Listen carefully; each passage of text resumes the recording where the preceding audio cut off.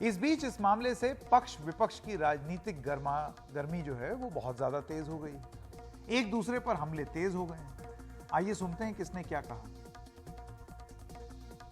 यदि उन पे FIR भी होगा तो उसको पहले रोका जा सकता था, या फिर यहाँ रायपुर से जाने के बाद उसे पूछताछ कर ली जाती। लेकिन ये जो हरकत है वो जो निम्न स्तर के लोग करते हैं उस प्रकार की हरकत है, और मैं समझता हूँ कि ये सत्ता का दुरुपयोग का इससे बड़ा उदाहरण कुछ दूसरा दिखाई नहीं देता।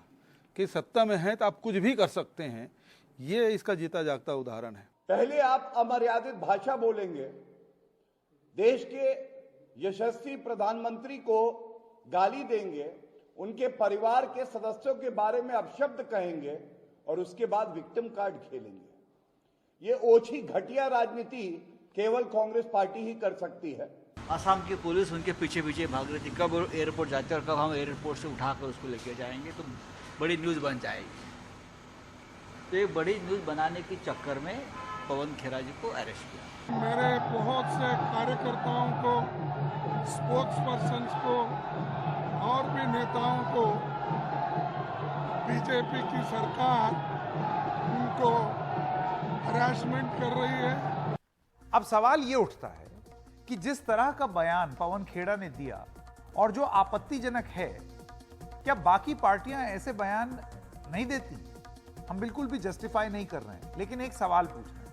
खुद भारतीय जनता पार्टी की ओर से उसके कई वरिष्ठ नेताओं और प्रधानमंत्री मोदी तक पर ऐसे बयान देने का आरोप लग चुका है। ऐसे ही कुछ बयान हम आपको सुनाते हैं, जिसके बाद हमें और आपको सोचना चाहिए कि क्या हम अपनी बोलने की आजादी का सही इस्तेमाल कर रहे हैं, जो कि सारे नेता लोग अपने आप से सवाल पूछे। वरना आज कांग्रेस के नेता ने कोई बात बोली, उस पर बीजेपी ने कुछ आपत्ति ले ली और एक FIR हो गई। यही चीज उल्टा भी हो सकता है कि बीजेपी के कोई नेता कुछ बोले और कांग्रेस आपत्ति लेकर के FIR कर दे, क्योंकि ये सारी चीजें इतिहास गवाह है, हो चुकी है। आइए सुनते हैं।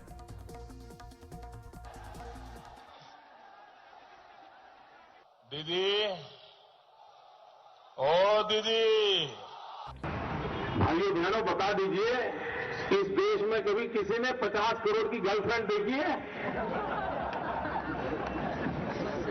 50 करोड़ की गर्लफ्रेंड हो गया।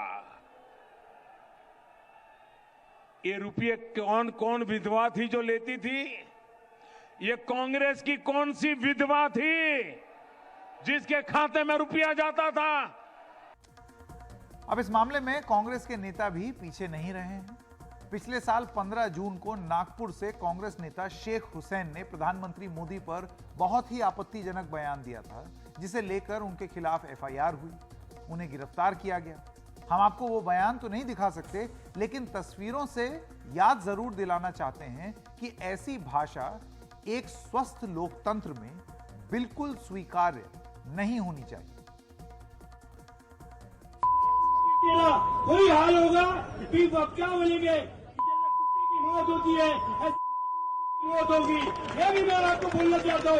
हो सकता है इसके भी खिलाफ मेरे को एक अंदर नोटिस मिल जाए, उसकी कोई परवाह नहीं है। हम लड़ते हैं, आगे भी लड़ेंगे। इतना ही बोलते मैं मेरे दोस्तों सलाम करता हूँ। जय हिंद, जय भारत। ऐसा ही एक और आपत्तिजनक बयान 12 दिसंबर 2022 को मध्य प्रदेश कांग्रेस के नेता और पूर्व मंत्री राज पटेरिया ने दिया था। उन्होंने कहा था कि प्रधानमंत्री मोदी को मारने के लिए तैयार रहें। बाद में उसी पर सफाई भी देने की कोशिश की। मोदी धर्म, जाति, भाषा के आधार पर बांट देगा। दलितों को, वनवासी आदिवासियों को और अल्पसंख्यकों का भावी जीवन खतरे में है। संविधान यदि बचाना है तो करने के लिए तत्पर हो। अब पवन खेड़ा को असम की पुलिस ने गिरफ्तार किया, तो असम के मुख्यमंत्री हेमंत बिस्व शर्मा का यह बयान भी सुन लीजिए, जिस पर आपत्ति होनी ही चाहिए। उत्तराखंड में पिछले साल 11 फरवरी 2022 उत्तराखंड में चुनावी रैली के दौरान वो क्या बोल गए, आइए सुनते हैं। जनरल बिपिन रावत था हमारा उत्तराखंड की गौरव था, देश का गौरव था। उनका नेतृत्व में भारत ने पाकिस्तान में सर्जिकल स्ट्राइक किया। राहुल गांधी क्या बोला, भाई प्रूफ दो, प्रमाण दो। अरे भाई, आप कौन सा पिता का बेटा है, कभी हमने प्रूफ मांगा हो क्या? हमने कोई प्रूफ मांगा हो क्या? अरे मेरा सैनिक बल से, मेरा आर्मी से आपका प्रूफ मानने का आपको क्या अधिकार है? मेरा अगर आर्मी बोल दिया कि हमने पाकिस्तान में बम फूटाया तो फूटाया, उसमें क्या डिस्प्यूट है? उसमें दोबारा क्या बोलने का है? क्या आपका बिपिन रावत पर विश्वास नहीं है? मैंने कभी प्रूफ मांगा हो क्या आप सचमुच राजीव गांधी का बेटा है कि नहीं? मैंने कभी प्रूफ मांगा हो क्या आपसे? आज जब उनसे हमारे सहयोगी वेदांत ने पवन खेड़ा की गिरफ्तारी पर सवाल पूछे तो हेमंत बिस्वा शर्मा ने साल भर पहले इसी बयान पर पुलिसिया कार्रवाई जो उनके खिलाफ हुई थी उस पर उन्होंने जवाब दिया। उन्होंने इस कार्रवाई को, अपनी कार्रवाई को सही ठहराते हुए बोला कि मेरे खिलाफ भी तो 130 एफआईआर हुई थी, तो फिर यह कानूनी कार्रवाई है, कानूनी कार्रवाई हो रही है। Can you abuse a father? Because I said something about father of a leader, Congress has filed 130 FIR against me in Telangana. So what is about that? Right. So just you be reassured that whenever a offense is committed, there will be clampdown.